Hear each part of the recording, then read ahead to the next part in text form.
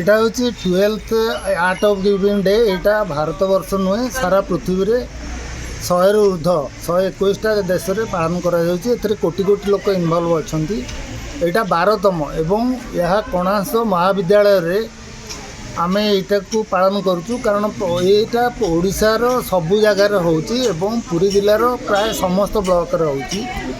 एवं कणास ब्लॉकर यहाँ कणास सदर महकुमा थी कणास महाविद्यालय यहाँ को आज आम पालन कलु। यही आर्ट ऑफ गिविंग बा जो दबार जो कला बा दबार जो मानसिकता युवक मानक भितर एवं छात्र छात्री मानक भितर सृष्टि करने समाज गोटे सुस्थ सुंदर समाज गढ़िया डॉक्टर सामंतर ये जो प्रयास को जारी रखापी एवं आगू को नापी आम सब चेष्टा करुचु एवं पिला साथी रे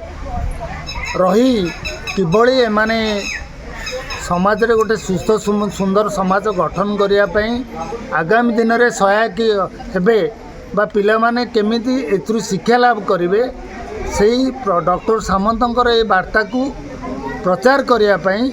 आजिर दिन में ये कार्यक्रम को सफल भाव में समाज रे सबु वर्गर लोक मान पाखे पहुँचापे आमर यहाँ हूँ प्रचेषा। पिला माने केते उत्साह अच्छे और पिला देखी बहुत उत्साह अच्छे कॉलेज पिला माने खरारे बा ग्रीष्म पिला माने आज उत्साह सहित शताधिक पिला कॉलेज रे आज प्रेजेंट अच्छा बा उपस्थित अच्छा और कार्यक्रम अंशग्रहण कर तेणु से आम धन्यवाद दौचु एवं से पाखरे आमर वार्ता बा प्रोफेसर डॉक्टर सामंतर वार्ता पहुँची सेटा हूँ आज दिन उपलब्धि। ये जो अच्छी आर्ट ऑफ गिविंग यार प्रासंगिकता बहुत जरूरी सांप्रतिक समाज रे आमे लक्ष्य रखुचे जे गोटे मागणा खिया संस्कृति एटी गढ़ी उठी जहाँ फल ये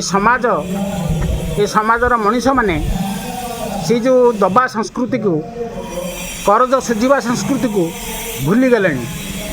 अंतत आमे आम पूर्वपुरुष जाचु जे मनीष आखि बुझा पूर्वर ऋण मुक्त हो मरीगले मले आत्मार सद्गति हुए से दृष्टि आमे समस्ते ऋणी आमे प्रकृति पाखे ऋणी आम पितामाता पाखे ऋणी आम समाज पाखे ऋणी तार कारण हूँ जे आमे बंचापी जो पानी पवन स्वच्छ वायु आलोक औषध खाद्य वस्त्र बासगृह ये समस्त आमे प्रकृति दत्त प्रकृति आमे पाउचे तेणु आमे बंची समय रे ये प्रकृति जो ऋण आमे आनीचे जो प्रकृति उपर निर्भर करी मनीष आज बंचुची ताकू सुझापी जदि कियदंश चेष्टा करा जाए अंतत वृक्षटीए जदि आमे रोपी पारिबा लगई पारिबा बढ़ई पारिबा बंचई पारिबा ताहले प्रकृतिर भारसाम्य बढ़िबो संतुलन रहिबो एवं विश्व तापायन कमिबो ताहले आमे प्रकृति पाखरे आमे ऋणमुक्त हो पारिबा। आजिर उद्देश्य ये यार परिसर होची बहुत व्यापक याकू ये जो चिंता चेतना जहार डॉक्टर अच्युत सामंत तांको मु सैल्यूट करुची। ये कार्यक्रमटा भारत पृथ्वीर 121 देश में आज पालित होची। एटा को 12 वर्ष तले डॉक्टर अच्युत सामंत जे ओडिशार बरपुत्र जे ओडिशा को गर्व आ गौरव मंडित कर एटा स्वप्न थिला जे किभली भाव रे आम भारत वर्ष रे ओडिशा रे समग्र विश्व रे दबार मानसिकता लोकंकर बढ़िबो जहाद्वारा सबु जगार लोकंक मध्य सुसंपर्क संगठित हो पारिबो लोक लोक भितर संपर्क वृद्धि पाई पारिबो जहाद्वारा प्राय प्रत्येक मनीष ता जीवन रे सुख आ शांति रे बंची पारिबो। दिन थिला जेतेबेले आमे दबाकू भल पाउथिलु किंतु एबे गोटे समय आसीछि आमे नबाकू बेसी भल पाउछु किंतु प्रकृत रे दबा अपेक्षा दबारे बेसी आनंद थाए सेइथि कह जाउछि दबार आनंद पाइबारे नाही दबार गुण जे स्वर्गीय अटे। तेणु सबुबले ଆମେ ଯଦି ଅନ୍ୟକୁ ଭଲ ପାଇବା ହେଉ ସାହାଯ୍ୟ ହେଉ କିମ୍ବା ସହଯୋଗ ହେଉ କିଛି ଦେବା ତାହେଲେ ଆମ ଭିତରେ ବହୁତ ଆତ୍ମୀୟତା ବଢ଼ିବ। ଆଉ ସେଇ ଆତ୍ମୀୟତା ବଢ଼ିଲେ ଆମେ ନିଜେ ଆନନ୍ଦ ପାଇବା ଏବଂ